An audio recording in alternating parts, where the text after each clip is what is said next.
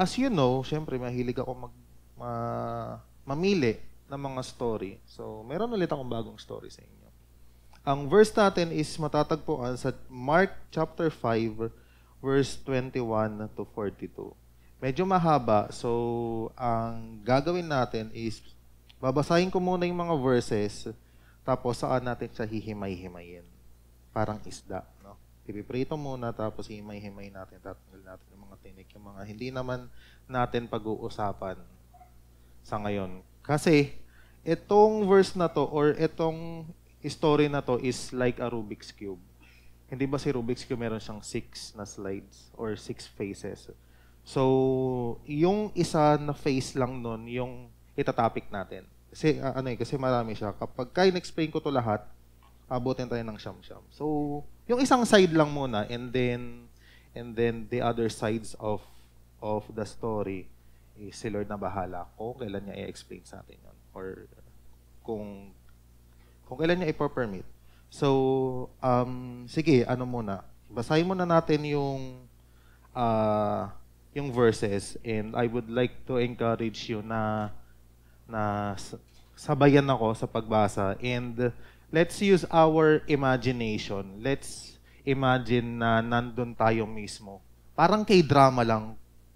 Kunwari pinapanood natin tong nangyayaring to. And then let's check and see kung gaano katindi or kung ano yung mga bagay na mapupulot natin sa istoryang to. Alright, so Mark chapter 5 verses 21 to 42.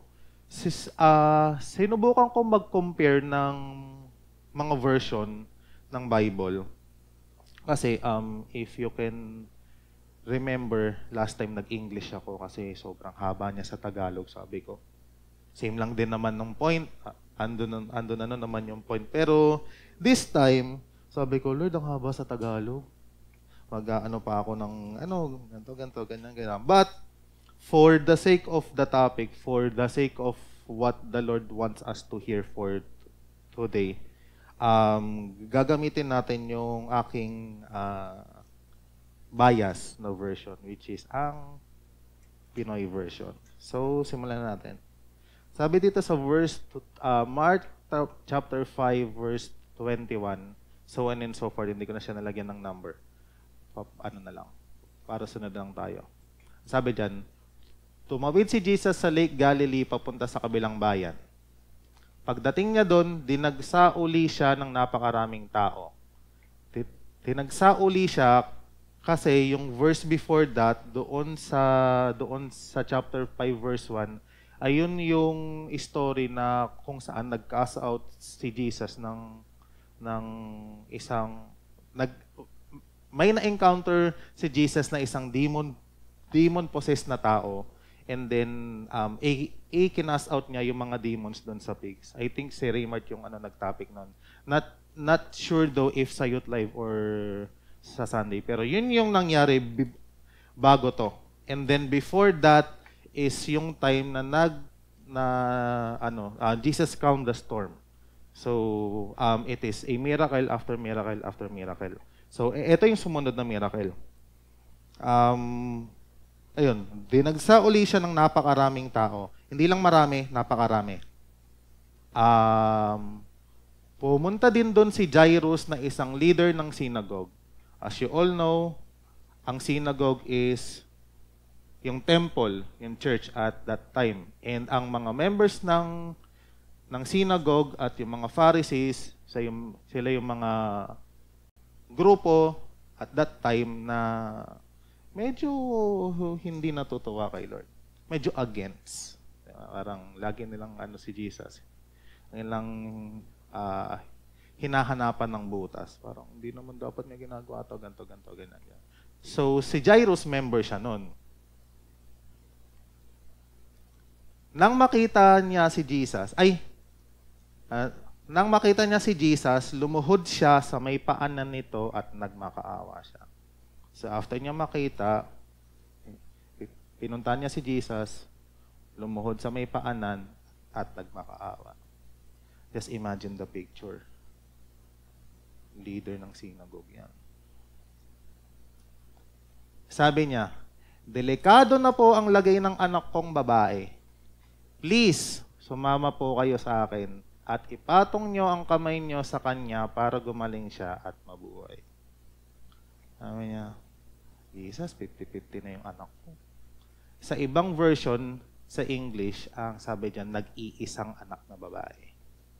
Only daughter. Ayan. Next verse, sumama si Jesus kay Jairus. Ang bilis kausap ni Jesus, no?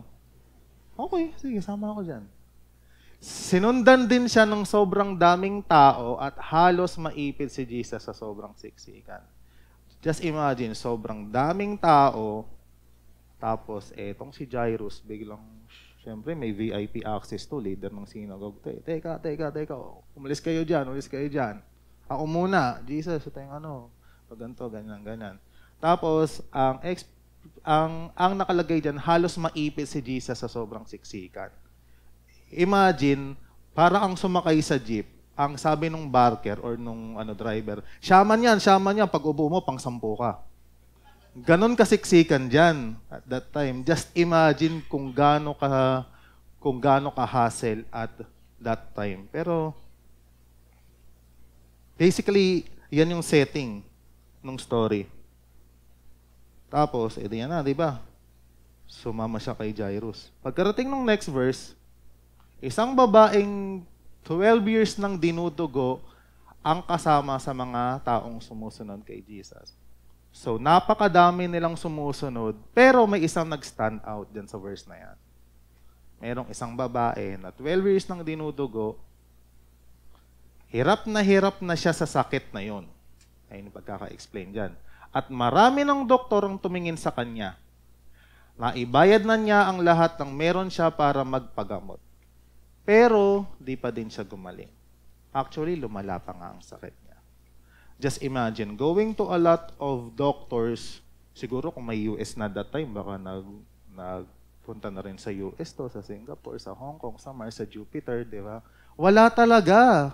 Wala talaga makapagpagaling sa kanya hanggang sa naubos na lang yung pera niya, yung ari-arian niya, para lang magpagamot, pero wala, lumala talaga. Narinig na niya ang mga kwento tungkol sa pagpapagaling ni Jesus. Kaya, nakipagsiksikan siya sa pagsunod kay Jesus. Imagine, shaman yung jeep, tapos pang 10 ka, pero sumingit pa din siya doon. Tapos ikaw yung nakaupo na, bad trip naman to, siksikan na nga, umupo pa din. Di ba? Ganon yung nangyayari dito, ha? Sabi niya sa sarili niya, mahawakan ko lang ang damit niya, gagaling ako. Mahawakan ko lang ang damit niya, gagaling ako. Kaya hinawakan niya ang damit ni Jesus at tumigil agad ang pagdudugo niya. At naramdaman niya sa katawan niya na gumaling siya. Atras tayong konti, no? Kasi parang may biglang sumingit na character, no? So, eto si Jesus, nagpunta siya doon sa isang town. Eto si Jairus. Sabi niya, Jesus, mamatay na yung anak ko, ganyan. Siyempre, sumama bigla si Jesus. Tapos, biglang may isang babae ngayon.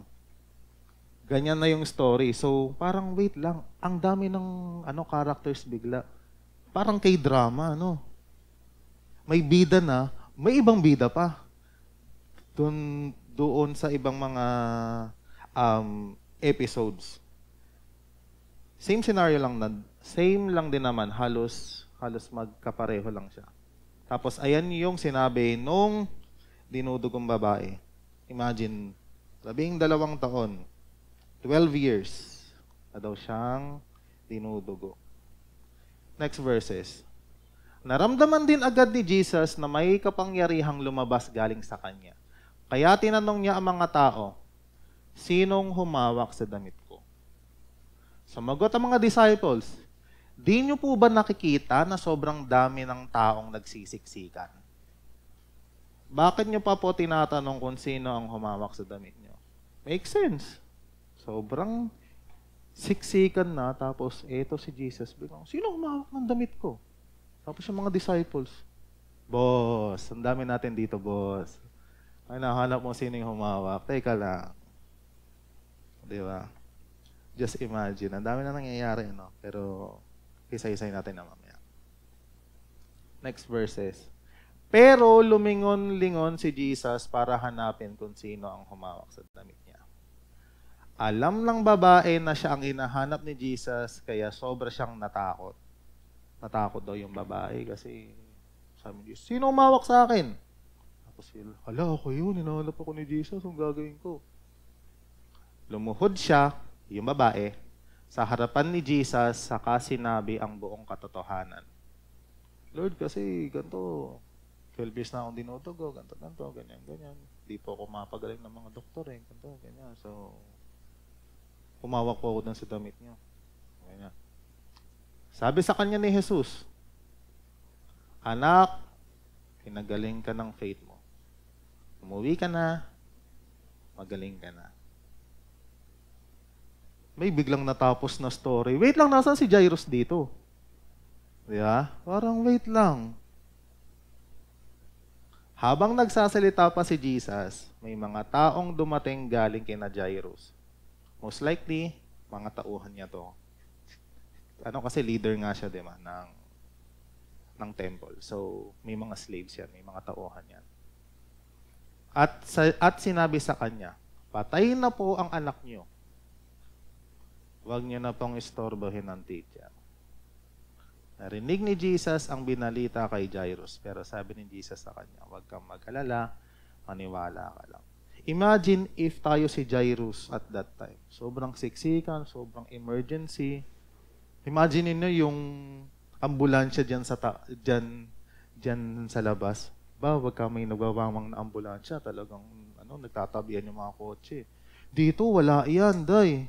Talagang siksikan yung mga yan. Tapos biglang may umipal na babae. Pinagaling bigla. Tapos, Jesus nakita mo, tumigil pa. Parang ikaw, Jesus, wait lang, yung anak ko, 50-50 na sa bahay, tumigil ka pa talaga dyan. Ako nauna, leader ako ng synagogue, wait lang. Parang hindi po pwede to. Tapos, ayun na, sabi niya, Jairus, wag na. Kaya mo si Jesus dyan, patay naman ang anak mo. Pero sabi sa kanya ni Jesus, huwag kang mag-alala, maniwala ka lang.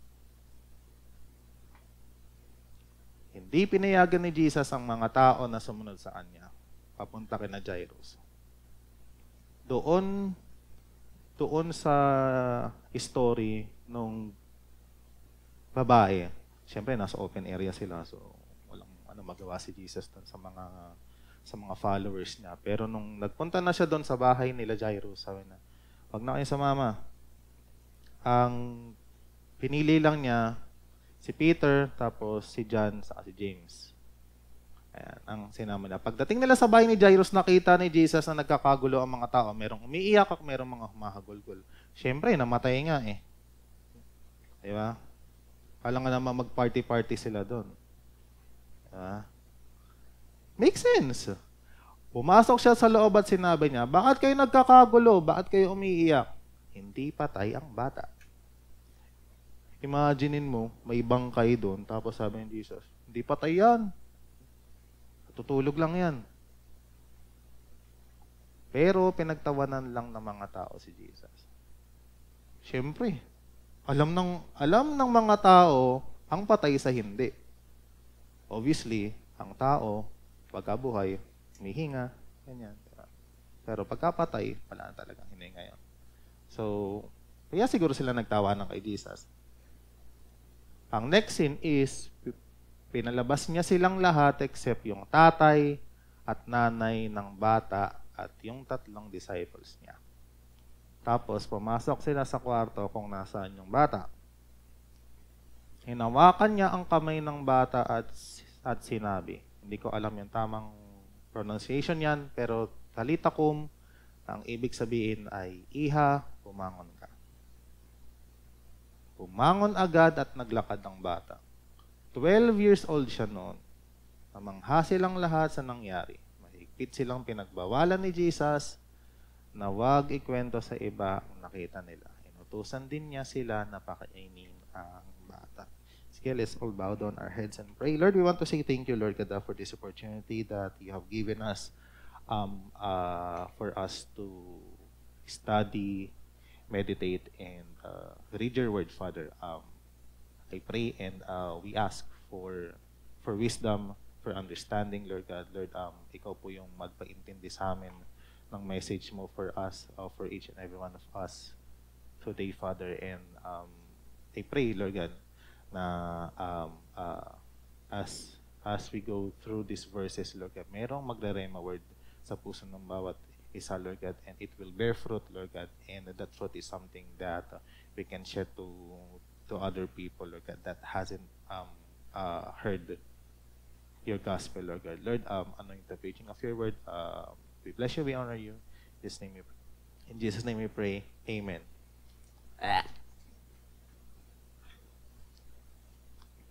Okay, so ang daming nangyari, no? Merong si Jairus, may bleeding woman, saka si Jesus. Pero may focus characters tayo. Ayan lang. Si Jairus, si bleeding woman na walang pangalan, saka si Jesus. Sa Bible, ang daming walang name na nakaranas ng miracle ni Jesus for a certain purpose and for a certain reason. Ito malalaman natin kung bakit. Ngayon, kilalanin muna natin yung mga characters natin. This is how you read your Bibles kapag kami mga kwento, kapag kami mga nangyayari, pag kami mga historical events. Saan siya nangyari, sino-sino yung mga characters, ano yung nangyari, ganyan. So, una si bleeding woman. Walang pangalan. Base doon sa nabasa natin, nakilala niya si Jesus base sa mga kwento na narinig niya. Siyempre si Jesus at that time sobrang nag-boom yung name niya, sobrang sumikat kasi nagpapagaling ng mga may sakit, bumubuhay ng mga patay, pinapakalma yung mga bagyo. So siyempre parang, uy, that's something na hindi natin na nakikita before. And most likely, and most of the time, sa ating mga tao, kapag meron tayong or kapag may nakita tayong unusual sa isang tao, madalas, naku-curious tayo. Ano bang ginagawa na ito? Bakit ba nito? Or paano niya nagagawa yung mga gantong bagay? Ganyan. Di ba? So, ayun. That is how she knew Jesus base doon sa mga usap-usapan. Siguro may mga nag-share na, uy, Jesus, ganto, ganyan ginagawa niya. Ay, talaga ba? O sige, tapos, eto naman si isa, nag-share din dun sa tropa niya, parang networking, no? Parang isa, tas naging dalawa, tas naging apat, naging 8, hanggang sa umabot na sa kanya. That's how she learned who Jesus is. Isa pa sa mga importanteng information na nakuha natin doon sa story is that 12 taon na siyang dinudugo. Sa amin na mga boys, hindi namin yan maiintindihan, pero ang alam lang namin kapag dinudugo ang isang babae, nakakainis kayo. Tama? Diba? Once a month lang yan, nakakainis na. Sa inyo, sobrang sakit, hindi nyo maintindihan yung nararamdaman nyo. Diba? Gusto nyo tumawa, gusto nyo tumalong, gusto nyo tumambling, gusto nyo manapak, gusto nyo kumain ng kung ano-ano, diba? Tapos pagka nandiyan na yung pagkain, ayoko na yan, gusto ko ganito, ganyan. Diba? Imagine nyo to, 12 taon. 12 taon na siyang dinudugo. Imagine how hard that is. Imagine how painful that is. Imagine yung mental health niya, yung health niya physically, spiritually. Diba? Pagka may mens, ang hirap mag-aral, ang hirap mag-focus, ang hirap bumangon, minsan may migraine pa nakasama yan, di ba? Ang hirap. Pero ito, 12 taon. Nagpaano ba siya? Hindi naman. Nagpunta siya sa mga iba't iba na mga doktor, ganyan. Paubos nga yung mga ari-arian niya. Sabi doon sa nabasa natin kanina, di ba? Pero walang nakapagpagaling sa kanya. Tapos, isa pa sa mga nangyari dito na I want to highlight is that sobrang natakot siya nang hanapin siya ni Jesus. Nung ini-imagine natin yung story kanina, hindi ba kayo nagtataka kung bakit siya natakot? Parang, bakit? Tinawakan ko lang naman. Siksikan naman. Yun nga, humawak din. Hindi lang na-highlight. Hindi lang na-highlight ni Mark. Kasi si Mark yung nagsulat. Ito si Mark. Diba? Hindi mo kasi sinulat yung iba. Kasalanan mo. Pero diba? Mamaya sasagutin natin yan. Ito naman si Jairus. As you all know, synagogue leader, isa sa mga well-known, makapangyarihan, may authority. Isang sabi lang niyan, susunod yung mga kawal niya, yung mga tauhan niya, and everything. Isa siyang synagogue leader, so most likely, kilala siya ng lahat. Doon, sa time na yon, kung saan niya ginawa yung mga bagay na nabasa natin kanina, malamang sa malamang, nakilala siya ng mga tao. Wait lang, si Jairus yun Malamang sa malamang, may ibang mga Pharisees din na nandyan. Hindi lang na isulat. That is just my wildest imagination. Kasi kapag babasahin niyo yung Bible, most of the time, kung nasan si Jesus, nandun yung mga Pharisees, nandun yung mga synagogue. Bakit? Kasi tinutulig sa nga nila si Jesus. Pero ito, nakita na. Wait lang, pre, si ano yun Si Jairus yun Ba't nandun yun? Bakit sumasama kay Jesus yun? Hindi natin tropa yan, pre. Elbow sa atin yan, pre. Namin ang ganun. Tapos, 50-50 na ang nag-iisang anak niya na babae. Siya yung entrance, pagkababa nila Jesus ng barko. Jesus, Jesus! Tumuhod siya, dun sa paanan, tapos sabi niya, please, Lord, please. Jesus, please. 50-50 na kasing anak ko Punta ka sa bahay.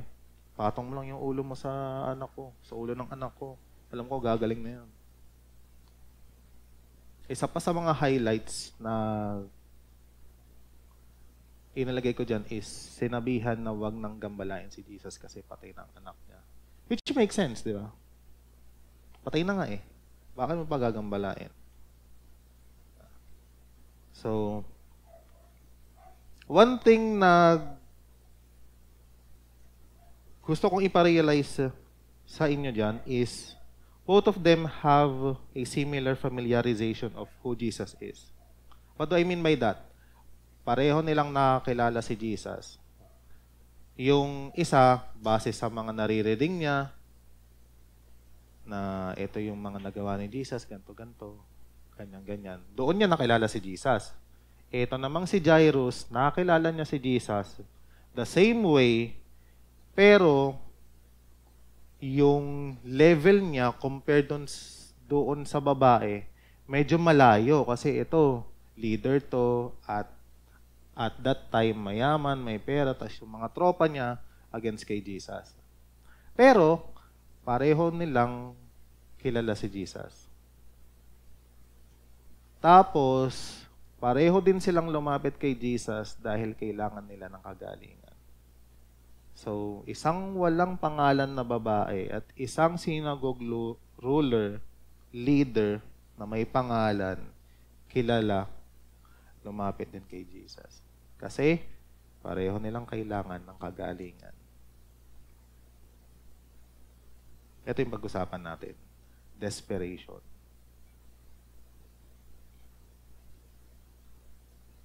Explain ko lang isa-isa yung mga nangyari dyan.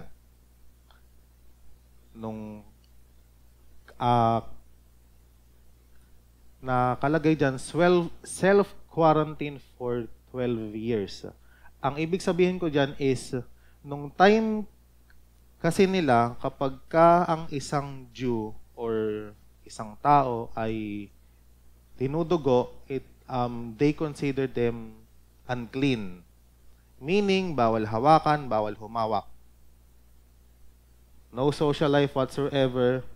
Similar nung nag-COVID-19. Nung nag-COVID-19, kahit pa, mama mo, papa mo, anak mo, jowa mo, pagka yan, nag-ubo, parang, uy. Diba? Ganun agad tayo, boss, teka lang, face mask muna ako, boss. Di ba? Lumayo ka muna sa akin, baka COVID yan. Di ba? Ganun yung naranasan niya. Tinudugo siya. Alam mo, wag ka muna lumapit sa amin. Bawal mo rin, kami lapitan. Tinudugo ko eh. 12 taon niyang 12 taon niyang naranasan yon. Imagine how hard that is. Nung COVID nga di ba, self-quarantine, sa bahay lang tayo, halos yung iba nababaliw na. Kaya nauso TikTok eh. Kasi di ba, boring. Sige, sayo-sayo na lang tayo, wala tayong magawa di ba? Para lang malibang yung sarili nila para hindi sila mabaliw. Ito, nasa labas ng city yan. Remember, at their time, walled yung mga city. Similar doon sa Maynila, sa Intramuros, may wall. Bago ka makapasok, may isang gate. Pagka naharang ka doon, wala. So, hindi mo alam kung ano yung nangyayari sa loob at hindi rin nila alam kung ano yung nangyayari sa'yo sa labas. Imagine, for 12 years, mag-isa lang siya, wala siyang kausap. Tinalikuran siya ng lahat ng kakilala niya. Walang may kaya makapagpagaling sa kanya. Lahat na. Nilapitan niya. Wala talaga. And Jesus was her only hope. Alam ko nilagay kayong verse dyan. Ayan. Verses 25 to 28. Narinig niya ang mga kwento tungkol sa pagpapagaling ni Jesus. Kaya nakipagsiksikan siya sa pagsunod kay Jesus. Sinabi niya sa sarili niya, mahawakan ko lang ang damit niya, gagaling ako. Kaya hinawakan niya ang damit ni Jesus at tumigil agad ang pagdudugo niya at naramdaman niya sa katawan niya na gumaling siya. Now, ibabalik ko saglit yung slide. Actually, hindi halaga yung damit ni Jesus yung nahawakan niya dyan. Medyo off lang yung sa pagkakagalog niya. Pero, if you will see that picture, yung nasa gilid, hindi ba parang may mga ganyan, may mga parang nakakalawit. Ayan yung hinawakan niya dyan. Hindi ko na sinerch yung exact term na ginagamit nila dyan, pero the idea of that is, yung mga Jews, during their time, kapag ikaw ay rabbi, ikaw ay isang guro or teacher, meron silang sinusuot na ganyan, tapos merong ganyan sa laylayan. Ang silbi niyan is nandiyan yung mga verses ng Torah. So, yung mga promises ng Lord from book of Genesis, Exodus, Leviticus, Numbers, saka Deuteronomy. Nandyan lahat yon. So, since tinudugo nga siya, hindi siya pwedeng hawakan, hindi rin siya pwedeng manghawak, sabi niya, sige, yun na lang yung hahawakan ko, yung laylayan na lang. Baka naman pwede yun. Kasi wala naman nakakalagay sa law ni Moses na bawal yung laylayan bawal yung verse. Baka pwedeng yun na lang yung hawakan ko. Siguro gagaling na ako dun. Jesus was her only hope at that time. Parang lahat na napuntahan niya, wala talaga. Ito, sabi nila, nakakapagpagaling daw ito She has nothing to lose kasi unang-una, mag-isa na nga niya, wala na yung mga ari-arian niya. So, why not? Why not subukan niya, di ba? So, that's what she did. Now, punta tayo kay Jairus. Ito naman si Jairus, kasama siya sa mga grupo na tumutulig sa kay Jesus. So, syempre, famous tong mga to, parang if may nakita kang kayo magkakatropa, tapos may isang grupo doon, magkakatropa din. Hindi nyo sila trip, ganyan. Yung isa nyo na tropa, nagpunta bigla doon. Parang, huy, nagpunta yun doon. Ginagawa nun doon. Ba magtataka tayo, di ba? Bakit? Ba't nandun yun? Hindi nga natin yun kasundo Lumapit agad siya kay Jesus para humingi ng tulong. Lumuhod sa paanan ni Jesus at nagmakaawa. Naniwala pa din kay Jesus kahit sinabihan na siya na patay na ang kanyang anak. What does this mean? It only means na wala na siyang pakialam kung ano yung sasabihin sa kanya ng mga tao. Ang importante na lang sa kanya is mapagaling yung anak niya. Which is something that I can somehow relate. Kasi may anak na ako. So, all the best or ang gusto ko lang para sa anak ko is yung the best for him as much as possible. Huwag siya magkasakit. As much as possible, hindi mainitan, hindi mairita. Ganyan. Yun din. Yun lang din naman yung gusto ni Jairus, sabi niya. Kahit makita na ako siguro ng mga kapwa ko leader ng synagogue, kahit mapatalsik na ako siguro sa pwesto ko, okay lang as long as mapagaling yung anak ko. Nasabihan siya, sabi niya, Jairus, wag na. Patay naman na yung anak mo, huwag ka na lumapit dyan. Minsan sa buhay natin, ganun din tayo na parang, huwag na ako mag-youth life, uulan naman. Next week pa naman Di na muna magbabasa ng Bible kasi wala naman nangyayari. Ang beses na ako ma-attend dyan sa youth life, mas lalo lang lumalala yung yung mga problema ko, mas lalo lang pinapagalitan ni mama. Kung dati, kinagabi ako ng uwi, ngayon inuumaga na. Ganyan na, mas lalong lumala, di ba? Kung dati nauutosan pa ako sa bahay, ngayon hindi na kasi pupunta akong church. Wow, punta akong church, hindi ka naghuhugas. Minsan di ba? Minsan naman, parang it doesn't make sense di ba? Bakit pa? Now, if ipagko-compare natin sila doon sa level ng kanilang desperation, pareho nilang kinailangan ng kagalingan mula kay Jesus. Yung isa para sa sarili niya, yung isa naman para sa anak niya. Buwis buhay nilang ginawa ang lahat, makamit lang ang kagalingan na kailangan nila. Pareho silang nananampalataya at naniwala na pagagalingin sila ni Jesus.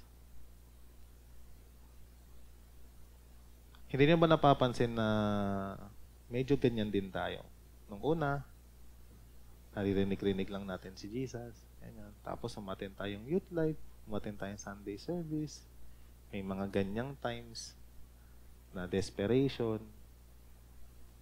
May mga times yung babae tayo, parang hindi, kahit umulan, kahit na bumagyo, kahit wala akong pera, pupunta ako dyan. Kasi kailangan ko si Jesus May mga times naman para tayong si Jairus. Masabihan lang na, hindi, wag na, patay naman na yan. Wala nang pag-asa yan, kailangan pumunta dyan. Sige na nga, di na ako pupunta. Di pupunta siya Ganito Papaalam na ako, kuya, may birthday. Kuya, magpipintura ako. Kuya, ganito, ganyan. Restoration. Doon sa restoration part, ang response ni Jesus. By the way, dito sa restoration, ito na yung response ni Jesus doon sa ginawa nung bleeding woman sa ni Jairus. Yung response ni Jesus doon sa bleeding woman, hinanap niya si Jesus. Or hinanap siya ni Jesus. Papakita ko yung verse. Naramdaman din agad ni Jesus na may kapangyarihang lumabas galing sa kanya. Kaya tinanong niya ang mga tao, sinong humawak sa damit ko? Sumagot ang mga disciples. Di niyo po ba nakikita na sobrang dami ng taong nagsisiksikan? Bakit niyo ba po tinanong kung sino ang humawak sa damit niyo? Now, let me ask you this. Sa tingin niyo, bakit nagtanong si Jesus ng kung sino ang humawak sa damit ko? Obvious naman na sobrang daming tao nagsisiksikan. Yan. whenever you have this question, when you read the Bible, balikan mo kung sino yung character na pinatutungkulan ng verse. Sino ba nagsabi niyan? Si Jesus. Ano ba si Jesus? Rabbi, teacher. Anong ginagawa ng teacher pagka nagtatanong? Nagtatanong ba sila dahil hindi nila alam ang sagot? Nagtatanong sila kasi meron silang gustong sagot na makuha. Ngayon, ganyan din si Jesus dyan. Alam niya na marami nang nakahawak sa kanya. Pero, merong isang nag-stand out sa kanya na nag-caught ng attention niya. Sinong humawak sa damit ko? Have you heard of this famous verse na ang sabi, faith without work is dead? Ito yun. Kasi, si bleeding woman, doon sa familiarization part, doon sa desperation part, may faith na siya.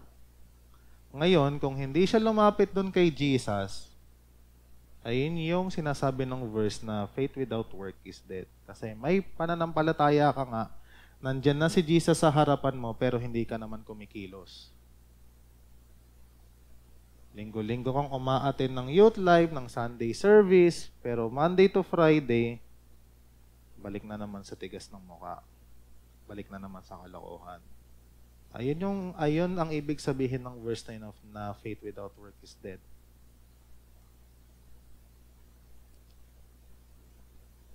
Hindi ba kanina na-explain natin na the only reason kung bakit nakilala ng woman si Jesus is dahil narinig niya yung mga bagay na tungkol kay Jesus. Ayun din yung ibig sabihin ng faith comes from hearing and hearing the word of God. As long as naririnig natin kung sino si Jesus, ano yung mga ginawa ni Jesus, doon nagsisimula yung faith. Therefore, nung nasa familiarization at desperation stage, si woman, nandun na yung faith niya dahil naririnig niya yung mga bagay na tungkol kay Jesus. Ngayon, umaksyon siya doon sa faith niya kasi ayun na yung opportunity na nandun na si Jesus. Nasa harapan na niya si Jesus. Sabi niya, eto na. Eto na yung pinaniniwalaan ko. Sige, lalapit ako sa kanya. Mahahawakan ko lang yung tassel. Yun lang naman eh. Kahit konti lang oh. Di ba may verse pa na faith can move mountains? Faith is like a mustard seed. Alam niyo kung bakit mustard seed yon? Kasi hindi naman nakadepende yung faith sa kung ano yung bagay na mangyayari. Nakadepende yung faith sa kung sino yung object ng faith mo. Kung kanino mo nilalagay yung faith mo. So kung ang faith mo is na kay Jesus, parang doon sa dinudugo ng babae, kahit for the past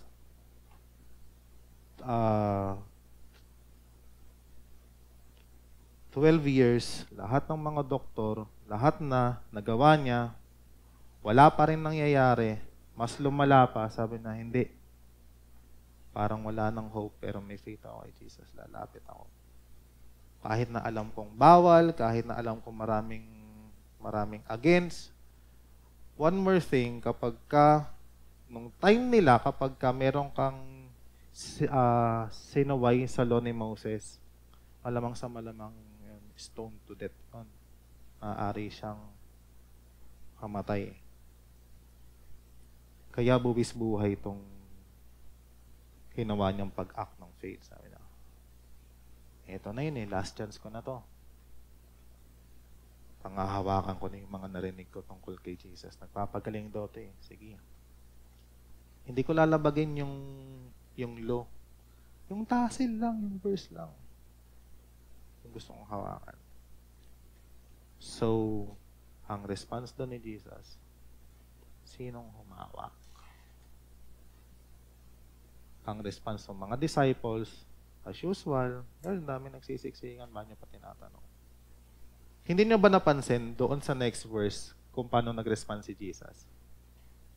Pero lumingon-lingon si Jesus para hanapin kung sino ang humawak sa damit niya. Imaginein mo, sinagot mo yung anong ni Jesus, tapos after nun, hindi ka na niya pinansin. Ganun yung ginawa ni Jesus diyan. Kasi hindi naman yun yung sagot na hinahanap niya. So, patuloy siya naghanap. Remember doon sa time ni Adam and Eve? Adam, nasan ka? Lord, nandito po. Ba't ka nagtatago? Lord, kasi nakahubad ako eh. Sa tingin niya, hindi alam ni Lord yun. Siyempre, alam ni Lord. Pero, He keeps on asking. Lord, kasi itong babae, si Ira eh. Sabi niya, kunain ko daw yung prutas eh. O, Ira, bakit mo kinain? Sa tingin niya, hindi alam ng Lord kung bakit niya kinain. Alam niya. Pero bakit itinatanong ng teacher? Bakit itinatanong ng rabbi? Kasi may sagot na hinahanap. Anong sinagot ni Eve? Kasi yung ahas eh. Kung babalikan niyo yun, hindi na tinanong ni God the Father yung serpent kung bakit niya ginawa yun. Alam niyo kung bakit? Kasi nung time na tinatanong niya si Adam saka si Eve, bakit mo ginawa yan? Bakit mo ginawa yan? Bakit mo ginawa yan? Ang sagot na hinahanap doon ni God the Father is, Lord, sorry. Kasi natukso ako eh. That was the answer that God the Father was looking at that time. Ngayon, dito, sa senaryo na to, ang hinahanap na sagot ni Jesus ay yung sumunod na verse. Sa tingin nyo, hindi alam ni Jesus na yung babaeng yun, yung humawak sa kanya. Alam niya, Diyos yan eh. Kaya natakot yung babae kasi alam niya na bawal yung ginawa niya. Sabi niya, hala, papatay na ata ako. Naramdaman ni Jesus yung ginawa ko. May kasalanan akong mali. Minsan, ganyan tayo sa Lord, di ba? Parang, may ginawa akong kasalanan, Lord. Di mo na atin, di mo na mag-pray, di mo na magbabasa ng Bible. Di mo na magpapakita sa kanila kasi naiiya ako may kasalanan ako eh. May sinapak akong trope, sinaksak ko ng kutsilyo eh. Kung pencil, ng ballpen, o kung ano. Pinagawan ng skyplates, ganyan. Basta kung anong mga kalokohan. Pero ito ang respond ni Jesus. Nung natakot yung babae, ang ginawa niya, lumuhod din siya doon sa harap ni Jesus. Lumuhod siya, tapos sinabi na buong katotohanan. Pero, tingnan niyo yung respond dito ni Jesus. Anak, pinagaling ka ng faith mo. Umuwi ka na, magaling ka na. Imagine anong magiging reaction ng mga tao sa paligid doon. Uy, hinawakan siya nung dinugdugo na babae, bawal yan ah. Tapos sasabihin niya, magaling na. Alam niyo kung bakit restoration? Kasi kung dati wala siyang pangalan, wala siyang social life, wala siyang bahay, nasa labas siya ng city nila, nung time na gumaling siya, pwede ka na ulit humawak, pwede ka na ulit hawakan. Diba?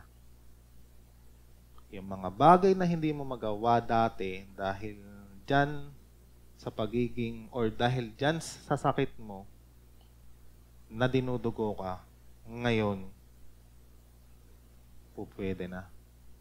Imbis na si Jesus yung nahawa dun sa dumi ng babae, yung babae yung nahawa kay Jesus. That is how this bleeding woman was restored.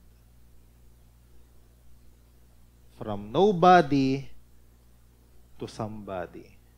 At hanggang ngayon, yung istorya niya, hindi natin alam kung sino siya, still lives up to this date.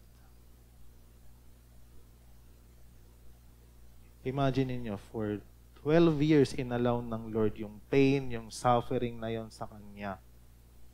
so that her story can be used for us to know who Jesus is. Kung gaano tayo kamahal ni Lord. Kung ano yung magiging respond ni Lord every time na lalapit tayo sa Kanya kapag nakagawa tayo ng kasalanan. Every time na feel natin, napakarumi natin, feeling natin unworthy tayo, feeling natin hindi tayo karapat-dapat, wag mo nang umattend ng church. Sinasabi ni Lord dito, anak, pinagaling ka na ng faith mo, umuwi ka na, magaling ka na. Umuwi ka na saan? Sa bahay? Hindi. Umuwi ka doon sa mga kapatid mo, sa pananampalataya. Umuwi ka na kung saan ka talaga nababagay. Kung saan talaga tayo originally nakadestined, which is sa presence niya. Uwi ka na sa akin. Dito ka na ulit sa presence ko. Magaling ka na. That is how Jesus responded to the desperation of this bleeding woman. Ngayon, anong naging respond ni Jesus doon kay Jairus? Nung time na nakikipag-usap pa si Jesus doon sa mga babae, sabi niya, huwag mo nang gabalain ng teacher. Patayin na yan eh. Ang sabi ni Jesus, huwag kang mag-alala, maniwala ka lang.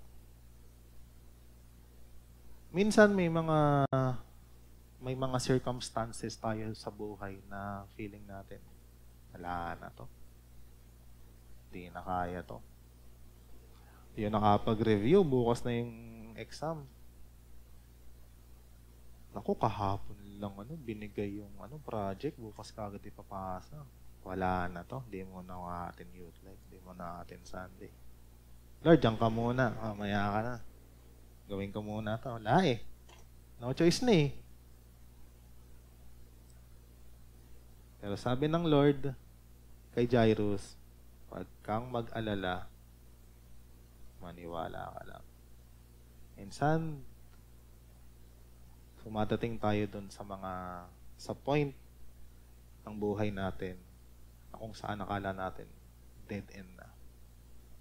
Pero, nasabi lang ng Lord sa atin, base sa istorya ni Jairus, kahit napatay yan, kahit na sa tingin natin wala na pag-asa, kahit sa tingin ng ibang tao, wala nang pag-asa,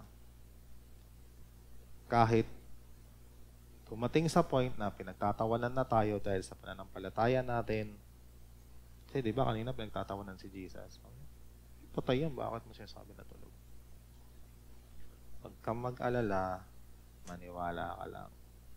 And as we have read the verse, sabi lang din ni Jesus, bumangon ka. Bangon. Naglakad, nakakain. Alala niyo yung verse na ginamit ko nakaraan doon sa last series. The same Spirit who raised Jesus Christ from the dead. Saan nga yun? Sa Romans yun eh. Wait lang, hanapin ko. Bigla akong naalala. The same Spirit. Ayan, Romans 8:11. And if the Spirit of Him who raised Jesus from the dead is living in you, He who raised Jesus Christ from the dead will also give life to your mortal bodies because of His Spirit who lives in you. Sabi lang dito na kung nasa sa atin yung Spirit, yung same Spirit na nag-resurrect kay Jesus, yun din yung magre-resurrect ng mga bagay na akala natin na sa tingin natin is patay na. Maybe meron tayong mga prayer items sa Lord before na akala natin wala na.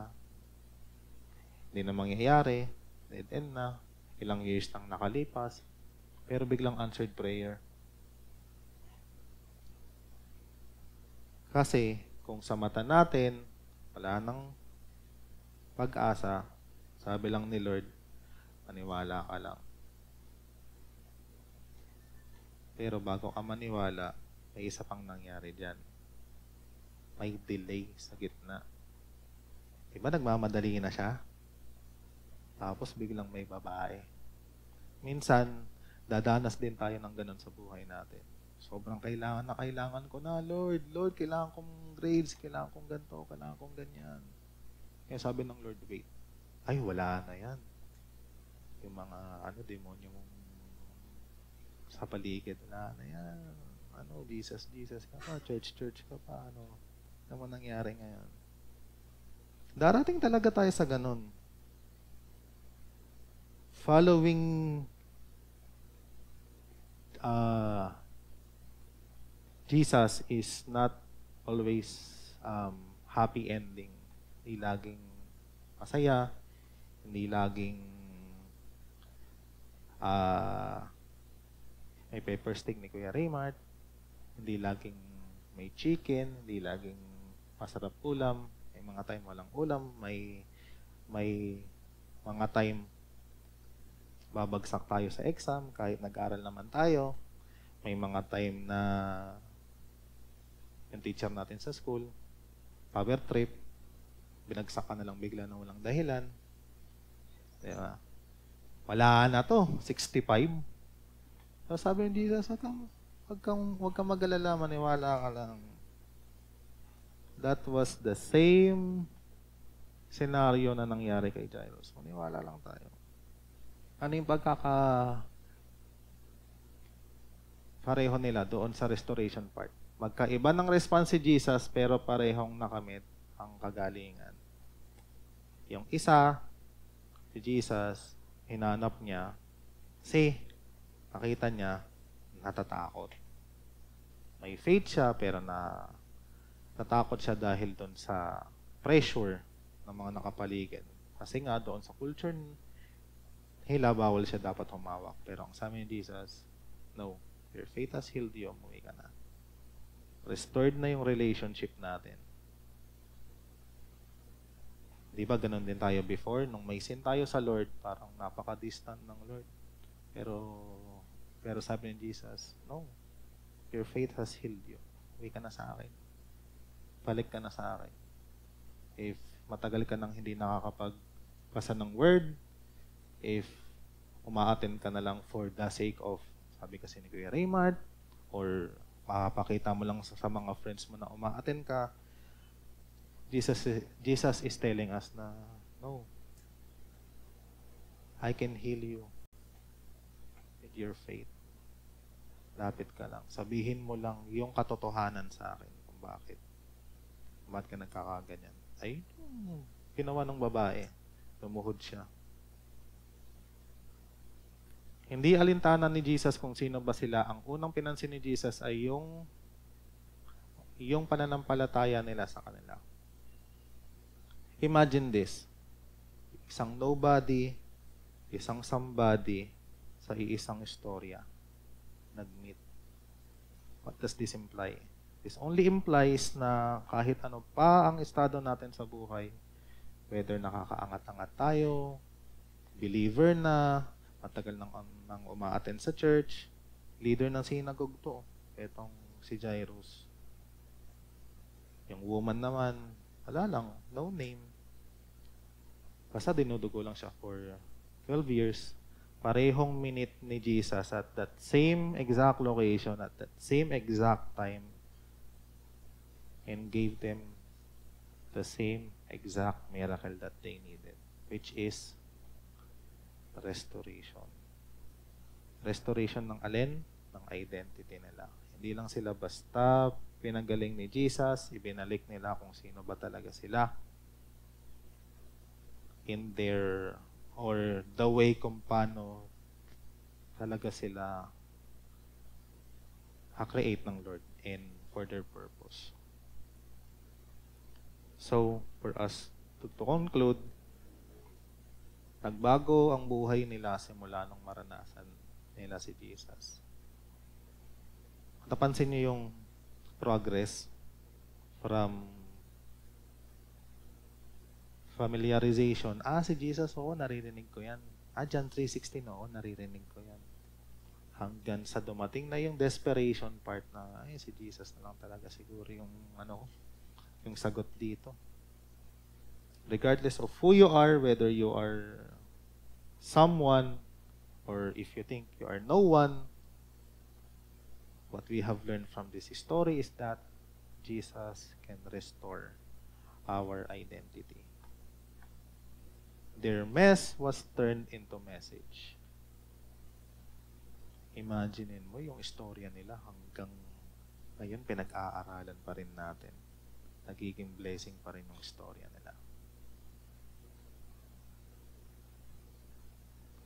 Now the question is, mananatili ba tayo dun sa familiarization na, alam ko si Jesus, kilala ko si Jesus, worship lead nga ako umutugtog nga ako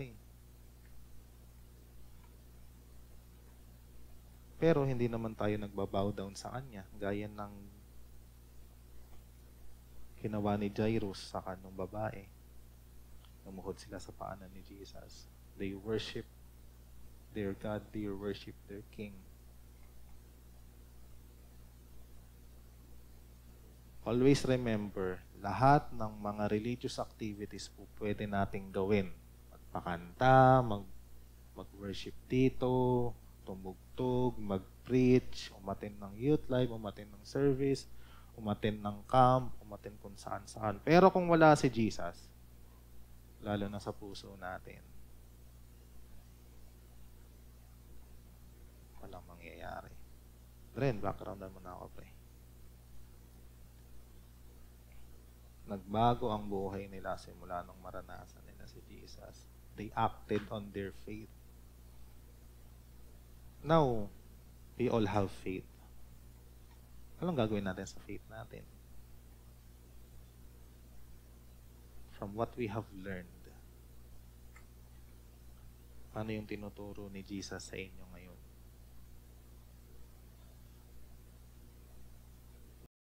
Isa sa mga goal ko, which I always say the Lord, Lord, ang gusto ko pag ako yung mag-i-speak, pag ako yung mag-share ng message, dapat ang goal natin is mapalapit yung mga makakarinig ng word na yon sa iyo. Kasi madaling matutunan na eto si Lord, may listahan ka. Ito siya, ito yung mga ginawa niya, ganyan, ganto, ganyan. Pero hindi naman natin siya nararanasan. Relationship nga Relationship yung pinopromote natin. Relationship yung pinaniniwalaan natin. Alam niyo ba kung bakit sinabi sa Matthew na kapag ka yung kamay mo ang nagiging sanhe para magsin ka, putulin, pag ang mata, tanggalin, pag ang paa, putulin. Alam niyo kung bakit yon? Kasi hindi yung physical na appearance or yung outward na appearance yung unang tinitingnan ng Lord sa atin. Whenever we come to Him, whenever we worship Him, hindi niya muna tinitingnan na, wait lang, ito yung mga kasalanan mo No. Ang unang tinitingnan dyan ni Jesus, ang unang tinitingnan dyan ng Lord is yung puso natin. How genuine are we? Itong mga to, kaya nilang nagawang makipagsiksikan sa mga tao, kaya nila nagawa yung mga bagay na yon kasi seryoso sila. Kung hindi sila seryoso, wala. Hindi pupunta yung mga yan. Hindi sila lalapit kay Jesus. Then next time na lang, babalik pa naman si Jesus. Now that we have heard this message, what will be our response? Hindi ko kayo uutusan. What will be your response? Imagine, naglalakad na dito si Jesus. What will be our response? So as we worship the Lord, let's take this moment para have a communion with Him. Talk to Him.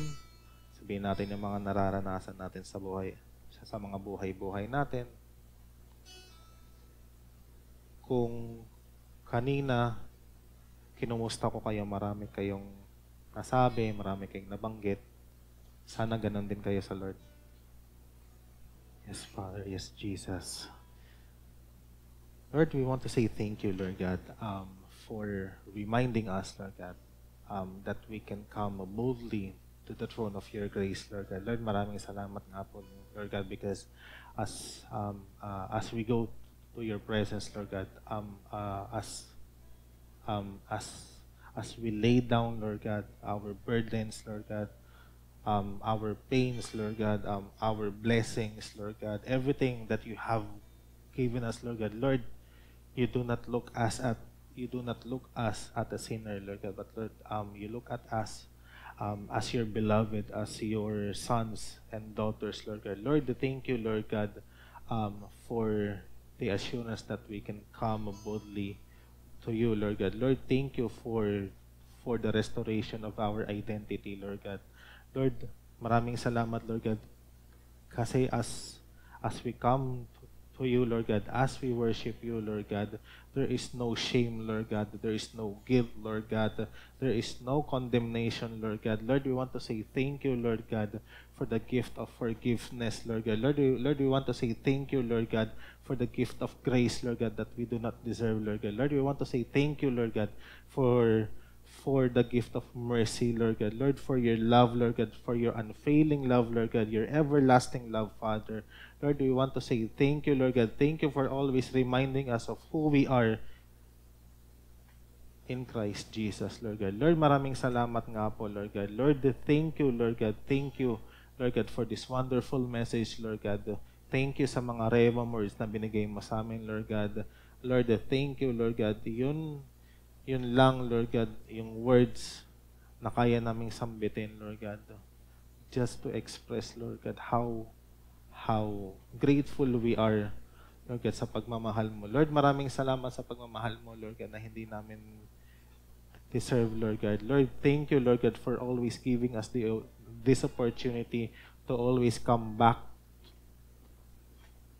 to you, Lord God, to your presence, Lord God.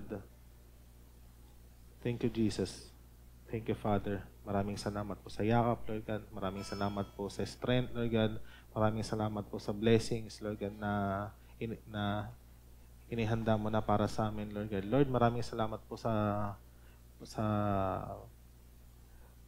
provision, Lord God. Lord, hindi ko man alam yung mga pangangailangan ng mga anak mo na naririto, Lord God. But Lord, we claim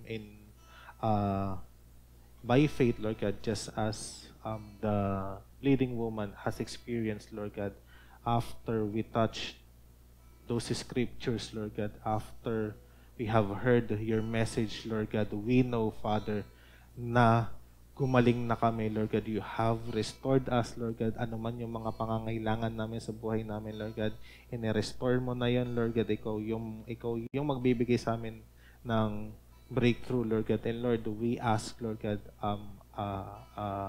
for faith, Lord God. We ask for your help, Lord God, for your help, Lord God, na as we walk, Lord God, with you, Lord God, sa mga struggles namin sa buhay, Lord God. Ikaw yung kasama namin, Lord God. Hawak namin yung kamay mo, Lord God, at hindi mo kami iiwan. Lord, maraming salamat nga po, Lord God, sa nalalabay pa po na namin na oras, Lord God, sa magiging small group, Lord God. I pray na ikaw pa din po yung magbigay ng wisdom, Lord God, and understanding. Lord God, if there are some things, Lord God, na hindi malinaw, Lord God, doon sa naging preaching, Lord God, ikaw po yung magbigay ng sagot na kalinawan sa mga questions na yun, Lord God. And Lord, I pray that as we also do our small group, Lord God, may you be lifted up, Lord God, maging kalakasan po namin ang isa't isa, Lord God. And Lord, again, maraming salamat po, Lord God, Lord. Thank you for this wonderful message, Lord God. Lord, we bless you, we honor you. In this name we pray.